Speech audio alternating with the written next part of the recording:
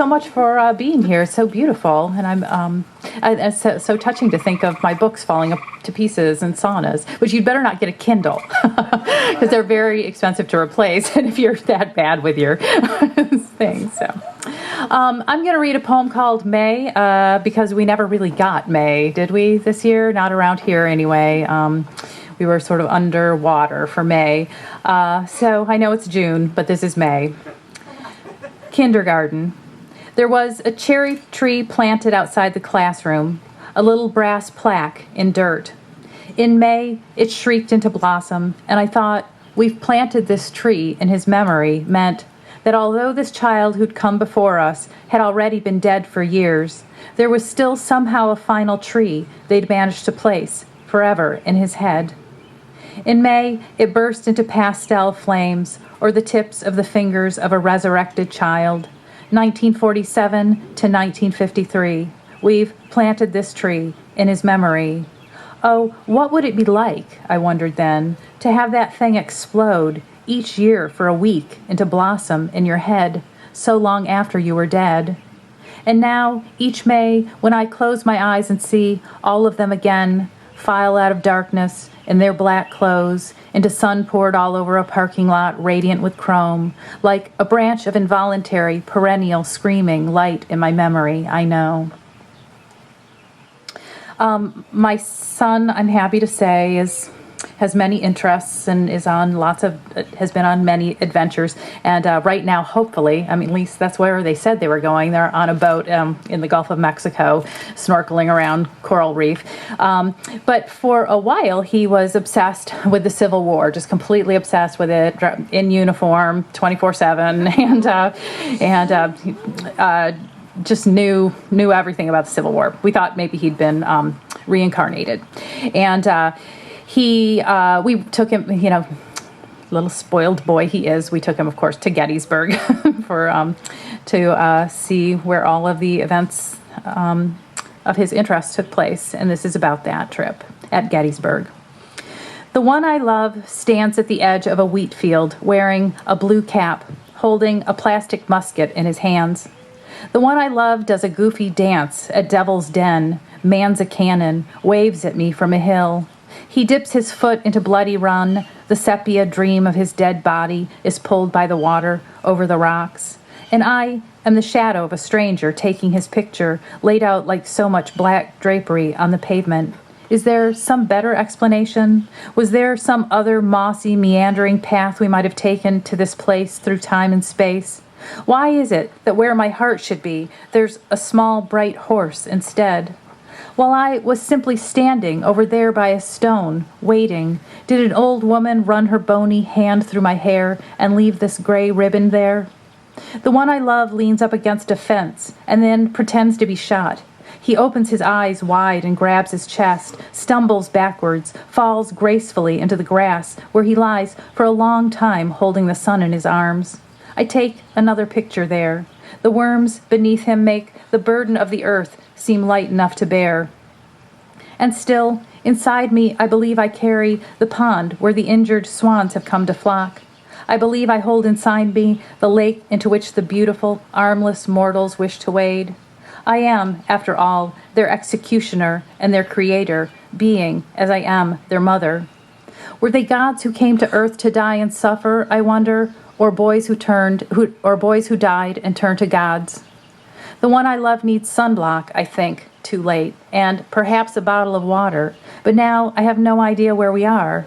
Where were you, God asks, when I spread out the heavens and the earth? If you were not there then, how can you expect to know where you are now? Truly, I don't know. I look around. I say we're lost to the one I love, who looks over my shoulder and laughs. No, Mom, he says, and points to the dot and arrow of ourselves on the map. You're holding the battlefield upside down. Let me see.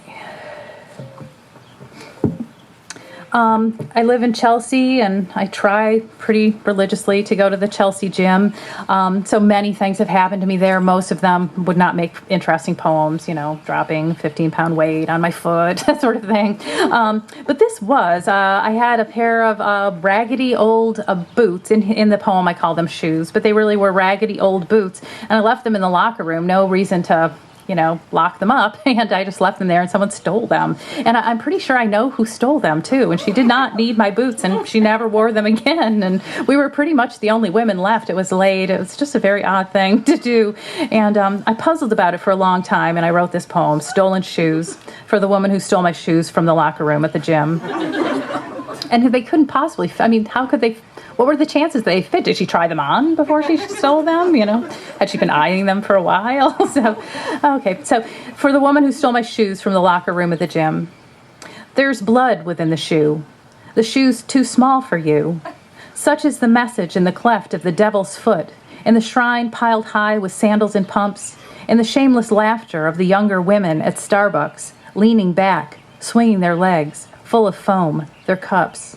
So much screaming in a small place, in a cage for a house cat, a cheetah.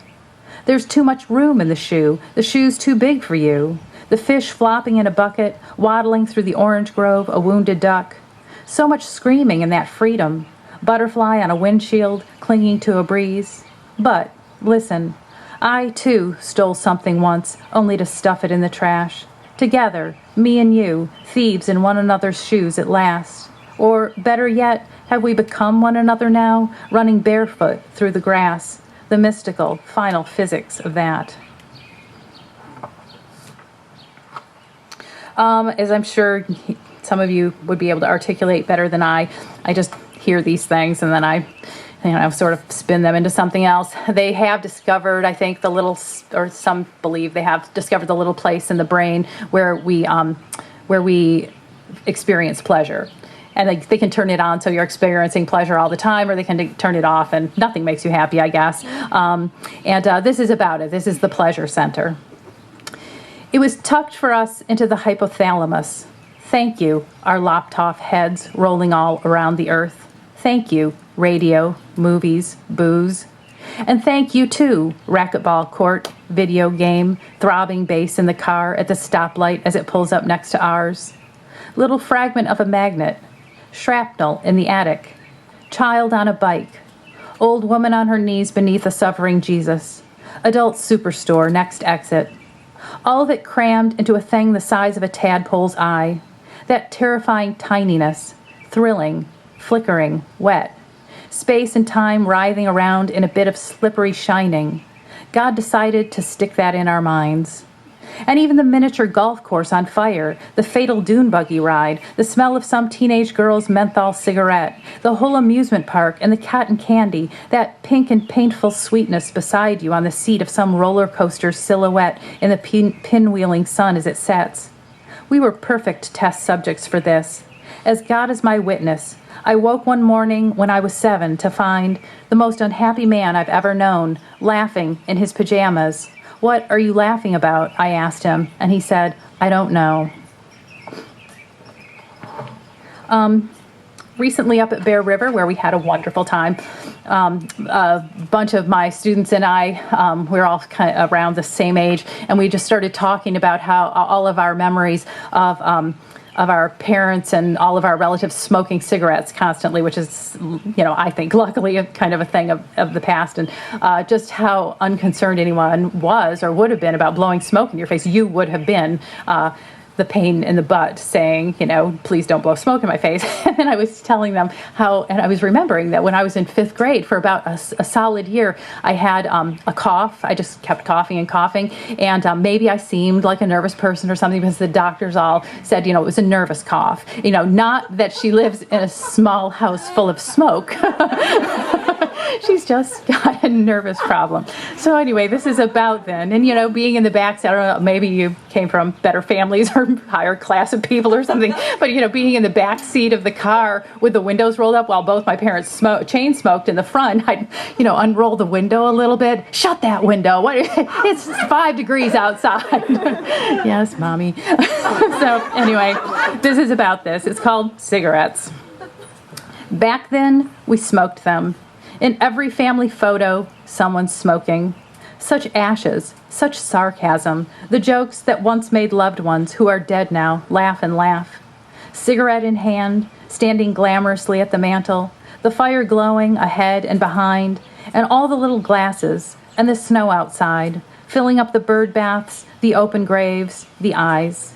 And the orchestras in gymnasiums, that mismanagement of sound, the wonderful smoke afterward in parking lots, in lungs. How homeliness was always followed by extravagance back then, like hearing lovemaking in another room or passing suffering on the side of the road without even slowing down. So it is to remember such times and to see them again so vividly in the mind, like a mysterious child traveling toward us on a moonless night, holding a jar containing a light.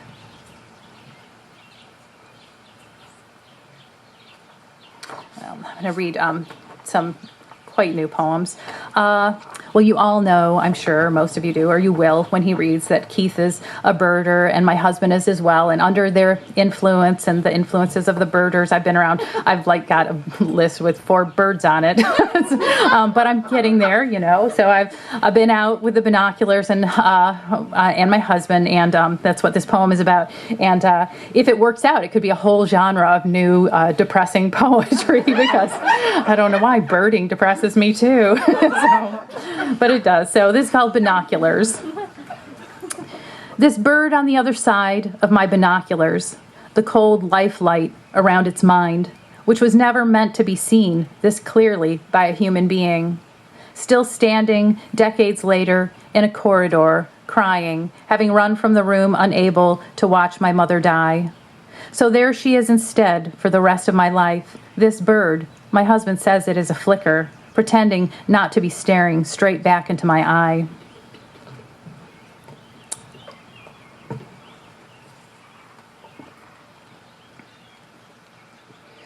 This is called Blizzard at the Chelsea Fair, and it was not blizzarding. It was a horrifying ride that I thought, my son went through a little period of time where we couldn't even get him to go on the carousel. He was afraid he'd, be killed by the horses and that sort of thing, until not being able to get him off the really, really scary ones.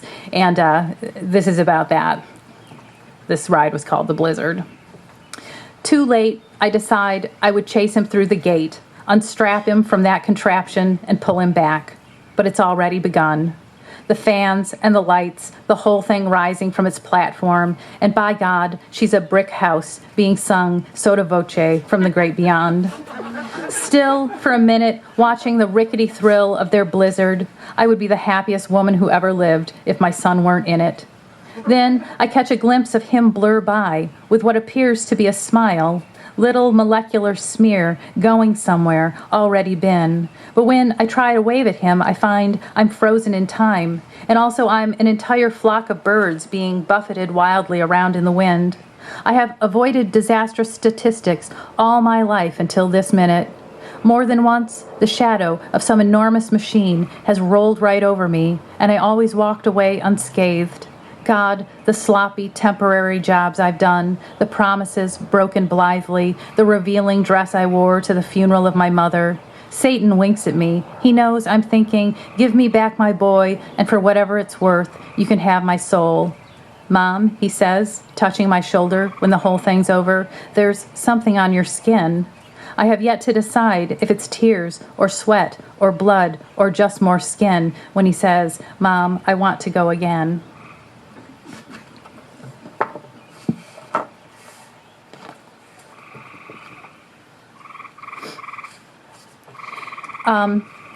This is called the Photograph Album in the Junk Shop, and I did find in a junk shop a photograph album. Obviously, you've seen these, where the left behind boxes of people's grandparents and their finery.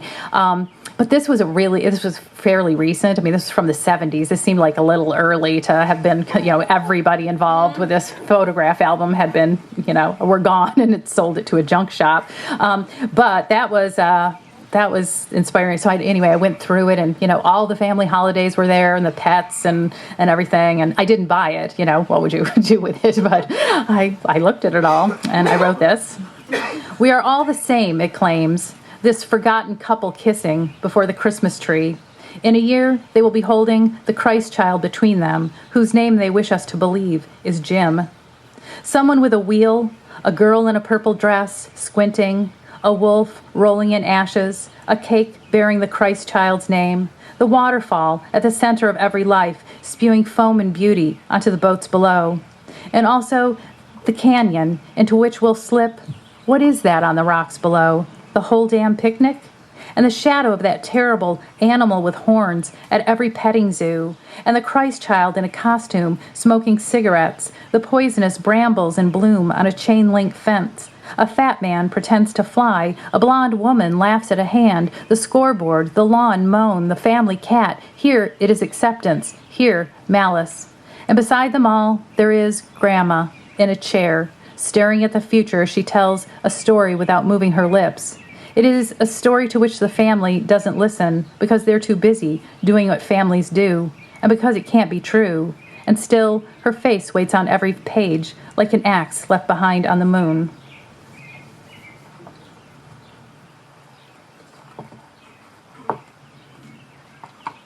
Sorry, lost one.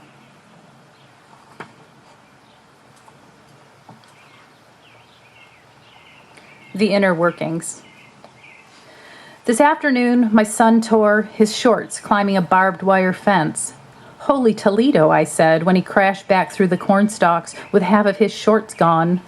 The sun was ringing its sonorous, silent bell underground as someone's grandmother tucked an awful little cactus under a doily embroidered with buttercups. In prisons, exhausted prisoners napped, having brief and peaceful dreams, while beautiful girls in bikinis tossed fitfully in their own shadows on a beach. And somewhere else, in some man's secret garden shed, the watchmaker, the lens maker, the radio maker, the maker of telescopes, of rhetorical devices, the time maker, the eye maker, the voice maker, the maker of stars, of space, of comic surprises, bent together over the future, clumsily tinkering with the inner workings of its delights.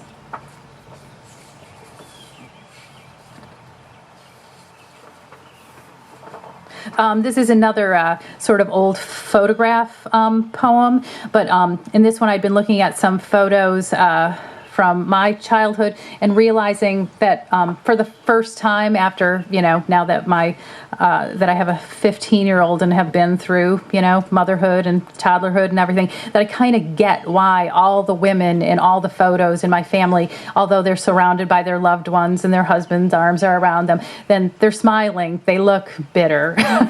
They look, if you just hold your hand over the mouth and just look at the eyes. So I used to resent that, but I get it now, I think, or I forgive it now.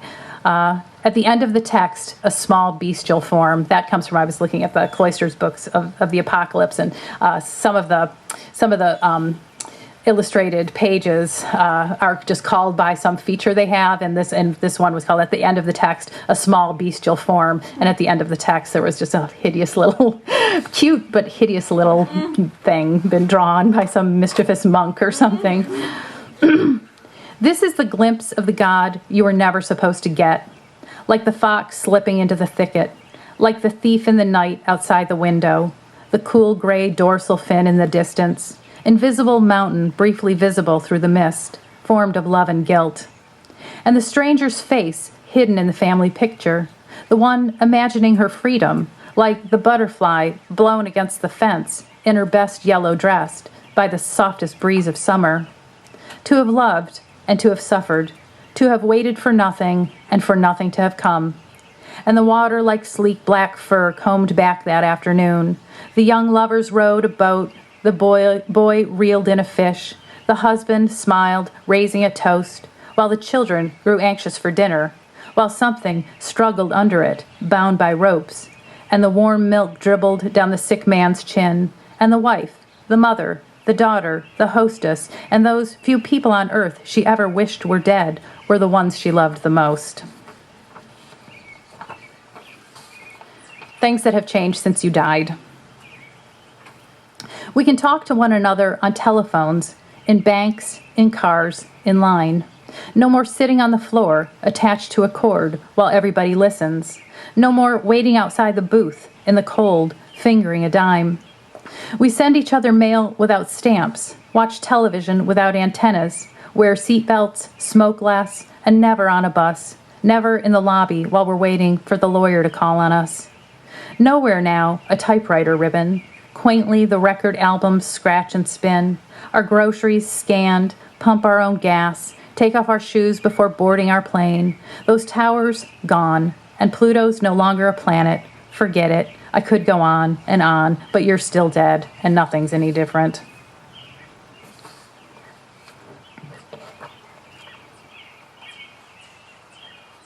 The Sweet By and By.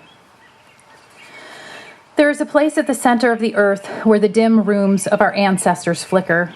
Their birds are there, and their crickets. The warm sand beneath their feet, a picnic, a whale washed up on the beach, breathing in all the air around it, becoming solidity and dreamless sleep. But they had dumb jokes and personal identity, half-baked ideas. I've seen their magazines. They, too, sought pharmaceutical peace, longed for sexual release. It was not black and white, that world, despite the photographs, the amputation saws. There were individual moments, a panoply, the discovery of good luck, the invention of anxiety. But even I who bring you the news cannot begin to believe it. The lost details of their lives are also lost to me. A white sack filled with black feathers, a hole at the bottom of that sack. Those black feathers drifting into an abyss of similar feathers, never, never to come back. I'm trying to think if I have some happier poems. I can't find any. No, that's not too good. Nope, that'd be a real downer. Okay, well, I'll just stick with the program then.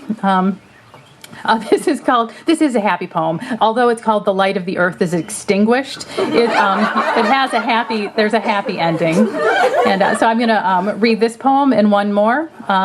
And this is, as I said, The Light of the Earth is Extinguished, but in a good way. But even in the darkness, we can hear the steady, distant running of the engine of the sun.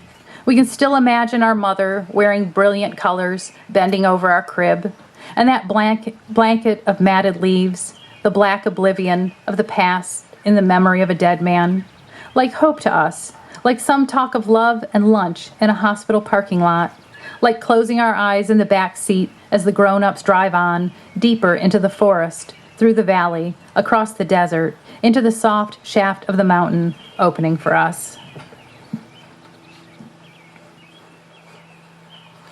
And this is going to be my last poem. It's called Riddle. I'm sure, like the Pleasure Center, people know much more about this than I did, or heard about earlier than I did. But I was reading about or hearing about, how we're all born with a tail, and it goes away. Luckily, most of us, anyway. Mine did. I don't know. Otherwise, I'd write a lot of poems about that, and they would be happy poems as I whipped my tail around reading them. But not in this poem. No tail. Most days, I cling to a single word. It is a mild-mannered creature made of thought, future or past, never the other, obvious word. Whenever I reach out to touch that one, it scurries away. Even my identity has been kept hidden from me. It is a child's ghost buried in mud. It is an old woman waving at me from a passing train. First, a multiplication, then a densification, then a pale thing draped carelessly over a bone. 4 weeks after my conception, I was given a tail. But then God had some mystical vision of all I might be and took the tail back. It required no violence, no surgery, no struggle, this quiet thievery, this snatching away of the deep, ancient secret. It would be true of everything. My eyes closed, hands open, take it, then every day wasted chasing it. Thank you very much.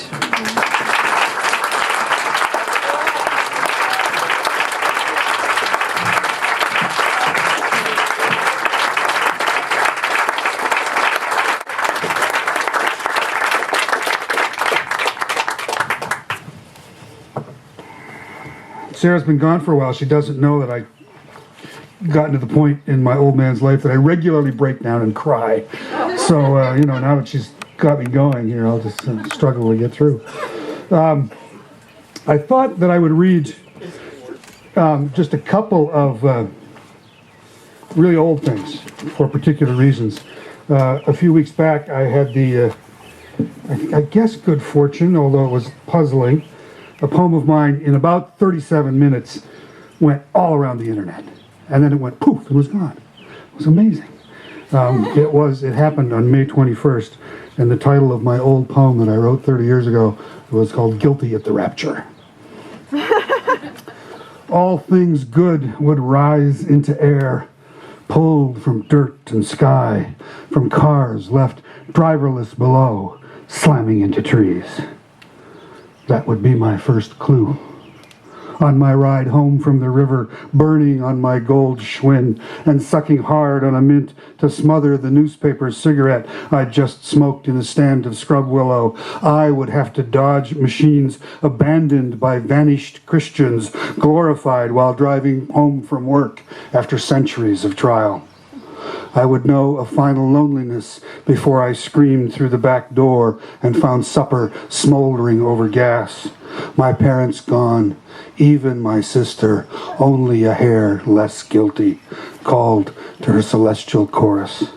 I would be alone in a world of smokers, crooks, murderers, of moviegoers, gamblers, and sex fiends, left at last alone in a world without one hope of grace.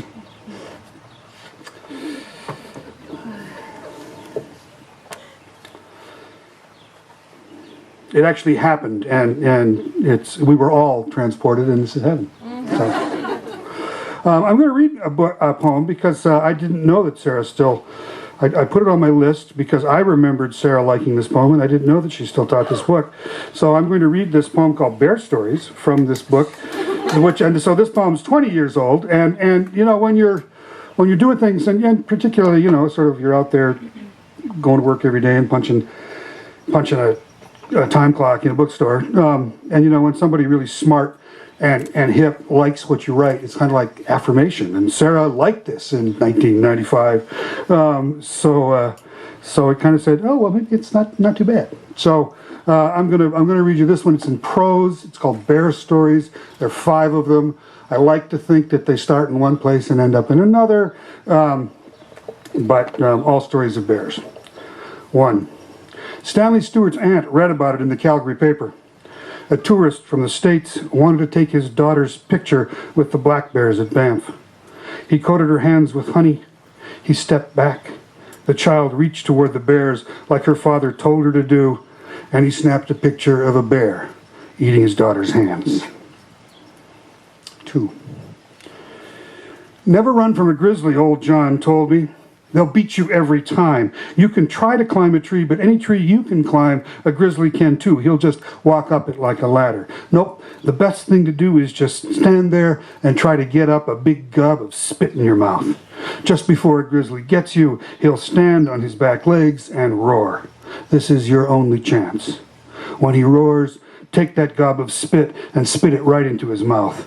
If you get it back against his throat, he'll turn around and take off. It works better if you're chewing tobacco. 3. Laverne told how his first grizzly charged after the first shot. Since a grizzly's eyes are bad, Laverne figured she was going for the smell of gunpowder. She came 100 yards straight for him, Laverne shooting the whole time. The bear dropped 10 feet from his blind. When he gutted her, he found 5 of his bullets in her heart. 4. John and I came back to the main camp after a few days cutting horse trail and found our cook tent ripped to ribbons, the table torn apart, even the stove knocked on its side. A few minutes later, I saw the outline of a black bear sitting in the brush at the edge of our clearing. I just was thinking, now that the black bears are out at Hudson Mills, look around. We're not too far from Hudson Mills. He must have been accustomed to people, maybe to dumps at mining camps or to other hunting outfits. John gave me the rifle, a small bore goat gun, but the only one we had at the time. Your first bear, he said. I tried to aim behind the front leg. I squeezed off the shot slowly, like I'd been told, and the bear howled like a baby, or maybe more like a rabbit that's just been snatched by an owl. He took off through the woods, breaking branches and tearing up bushes. We waited a few hours, hoping the wound would stiffen him up, then followed the blood spots through the forest. About half a mile from camp, we found where he'd holed up, the ferns pressed down and covered in blood, but the bear was gone. The blood trail gave out soon after. 5. It was a Sunday. I took my lunch and binoculars, but no gun. I followed a stream up the mountain behind camp until I reached the spring that fed it. Then I crossed a couple of ridges and moved up to the last scrub firs at the tree line.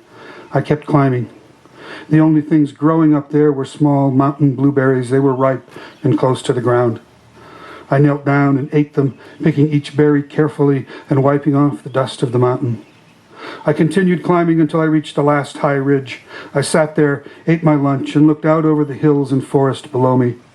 I knew our camp was somewhere down there on the edge of the lake, but I couldn't see it. The lake went off to the east for many miles. I could just make out the small valley where it emptied and where the Yukon River started. I pulled my hat over my eyes, lay back in the blueberries, and slept. As soon as I woke up, I sensed I was not alone and might be in trouble. I raised my hat, then my head, slowly. Below me, back down the mountain, maybe 150 yards, but well up from the tree line, a lone grizzly was working his way across the mountain. The fur on his hump caught the sun and seemed almost golden. He looked larger than any animal I had ever seen, bigger than a moose, much stronger than the workhorses on my grandfather's farm. He was raking his claws through the blueberries, pulling out large clumps of them, roots, leaves, dirt, and stuffing everything into his mouth. I could see his teeth even without binoculars. The breeze was blowing up the mountain from the lake, but I still tried not to breathe. The bear didn't turn, didn't look up, just buried his way below me for half an hour.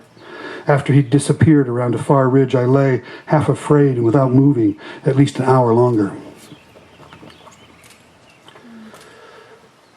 I'm just trying to see if there's... No, I don't see this young person, so I'm not going to read that poem. Which is a good thing. That'll keep me moving along at a better clip. I thought I'd read the poem's Conditions poem that Sarah was talking about. I like to think of it as one poem, although it is 11 short sections. I did indeed write them for one of Ken's postcard projects. Ken and Ann gave me these postcards in 1991 when I was supposed to write 500 of them. In 2006, I gave Ken 320. So it took me that long, and I didn't finish the project. But he was happy. Well, I don't know if he was happy, but he accepted them with only a few wry comments. So I picked 11 of these that are all structured the same way. They're all conditional clauses. If, then. If this happens, then that happens. And I called the poem Conditions. If I jumped, would I keep my eyes open, look down at the ground coming up fast?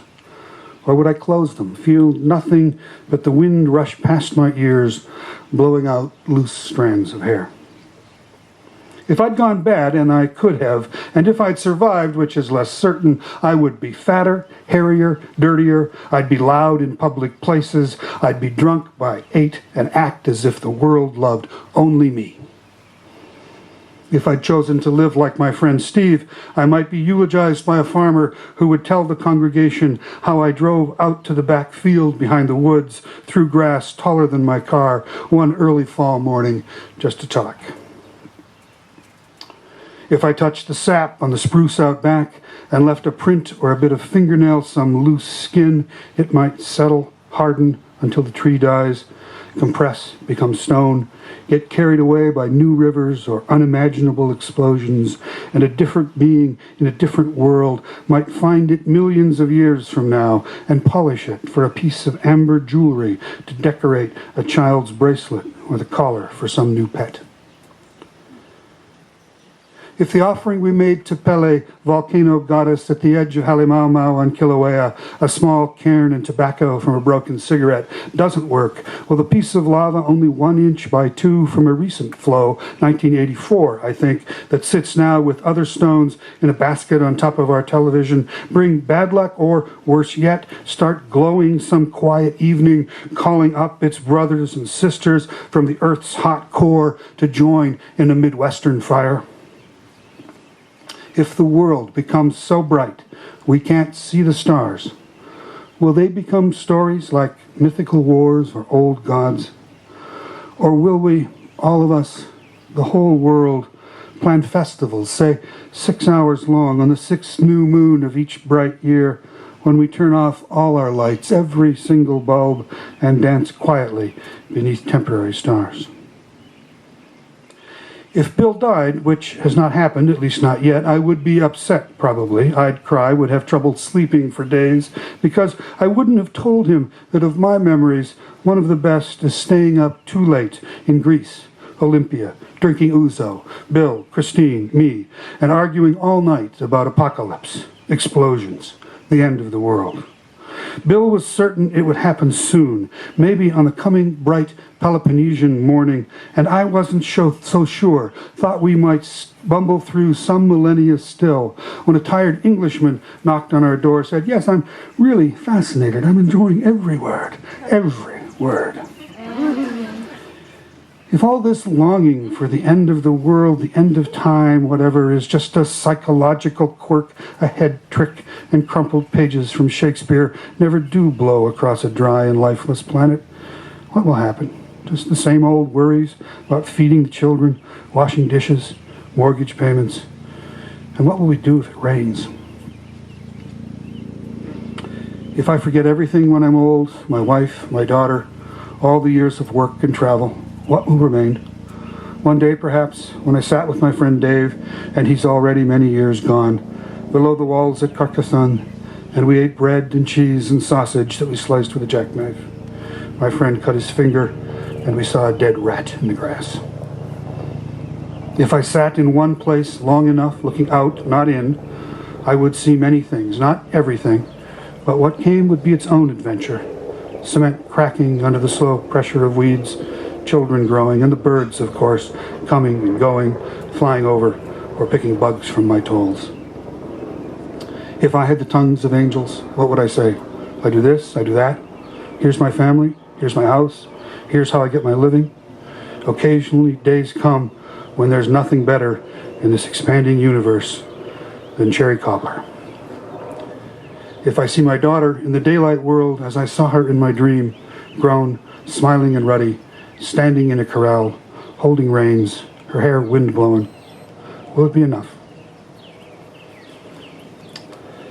Here's another one Sarah asked for. This mixes prose and poetry. And,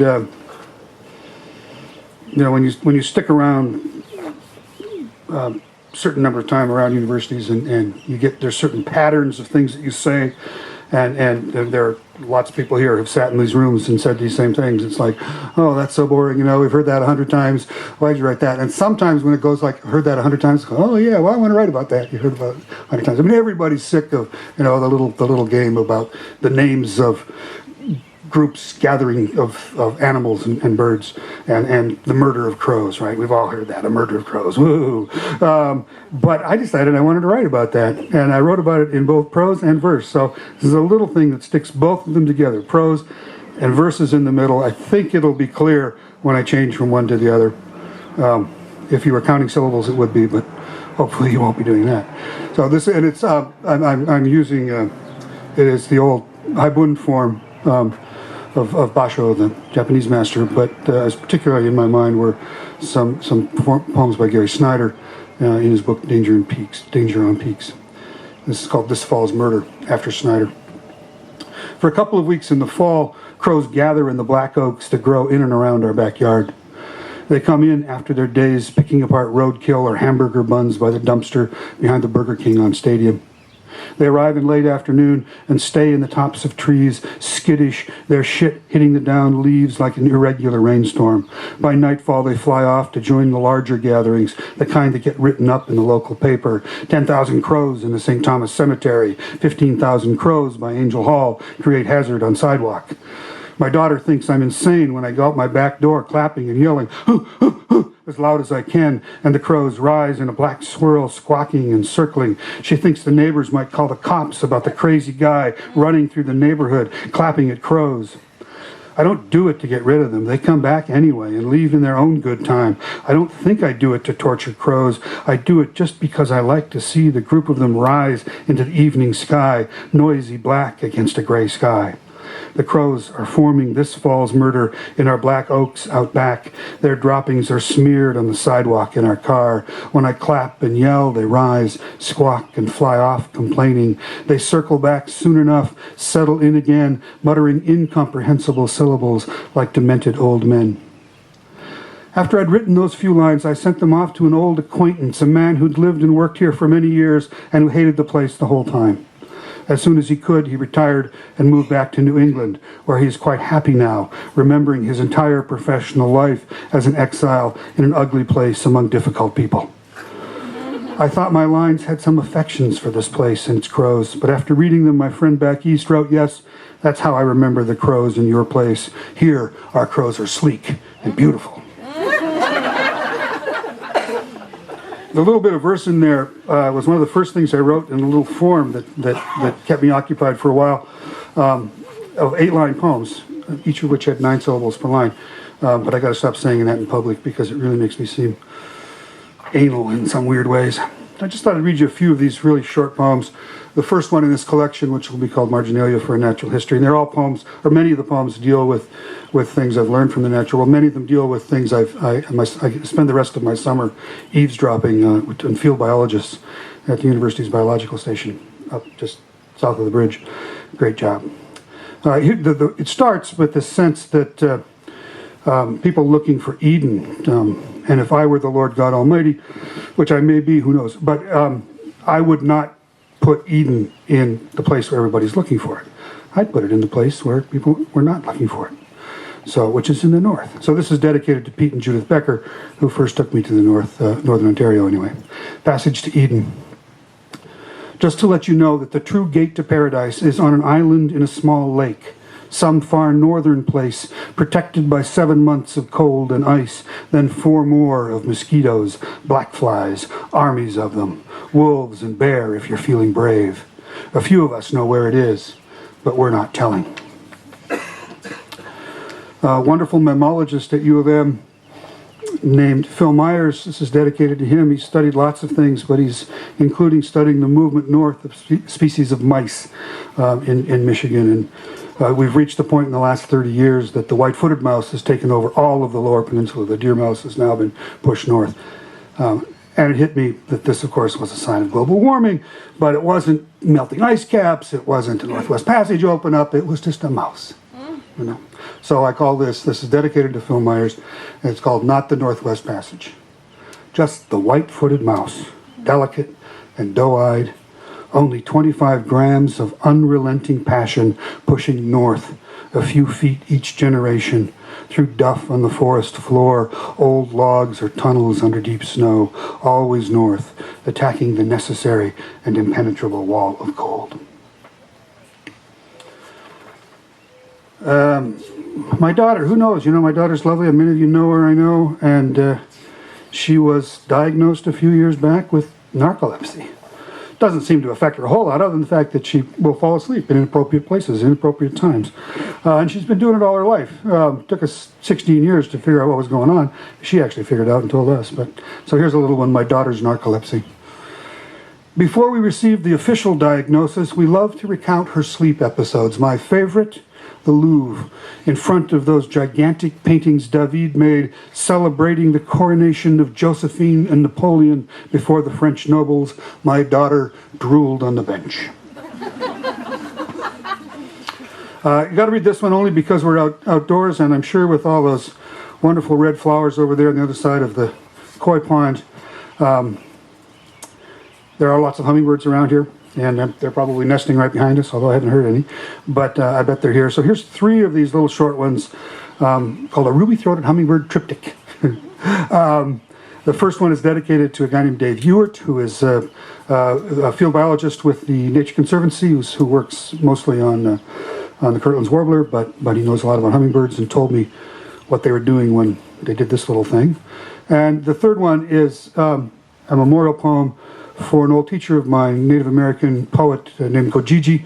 His English name was Carol Arnett, who wrote a poem very similar, although his poem was about barn swallows and mine's about hummingbirds. So, 1, if you want to find a nest, lie down on a long abandoned road in a northern forest, a warm day with just a few insects, and look up. With luck, you might see a hummingbird stopping between dead twigs of red pine, collecting shimmering gossamer from spiders. With more luck, you might see her carry it off to line her nest. 2. Data from a late summer garden.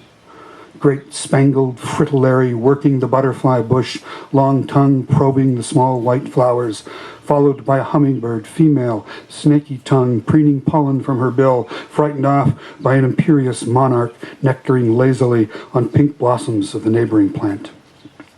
3. National defense. A male ruby-throated hummingbird drinks from a sapsucker well, holes drilled in a precise series on the trunk of a white birch. The hummingbird moves its bill into each hole, except when a National Guard jet roars over at treetop level. Then the bird backs out, watching the plane until it's gone. Things in the natural world are not metaphors. They're real, but they sometimes feel like metaphors. Can't quite wrap my mind around it. Here's a little one that I'm sure this forest is in early March blanketed with these flowers. Spring ephemerals and the nature of metaphor. The trout lily feels like metaphor. Its brown spotted leaves dominating the forest floor for 2 or 3 weeks, delicate yellow flowers drooping and hard to find, then disappearing one warm night when I forget to look. But it's very real, underground now, awaiting its chance to bloom next year. Which of course feels like another metaphor. And this little sequence is going to end, not right now, I'm going to read 2 or 3 more poems, but this is going to end with this little poem, which I like to think picks up the first one I read of this series, Canoeing at Dusk. I am a student in the landscapes of light, alone on a quiet lake as clouds fade from pink to gray, as green shores darken into night. Watery reflections, quickly shifting puddles of purple half-light, play on the waves I paddle through, first catching the last hint of day, and then the waning moon. So I did all those, and I got a little sick of doing all these short little ones. So I did some more little ones, but loosened them up considerably. I didn't want to count syllables anymore. So here's 3 or 4 to end with that have the same feel, I think, but much looser. This one, metaphor for a new language. I get images in my mind when I do things in the world. One of them is an image that reoccurs. It's reoccurred through my life whenever I've studied, even superficially, a new language. And I've studied several over the years, some in more depth than others. And this image pops up now, of course. I call it up, but it was there even before I called it up. Metaphor for a new language. Once you get past the poison ivy and cobwebs covering the door, once you find a way to push it open using a crowbar, then oiling the hinges, the hall stretches ahead, clean, uncluttered, lined with unopened cabinets. There's a faint scent of lily of the valley in the air, or perhaps of lilac.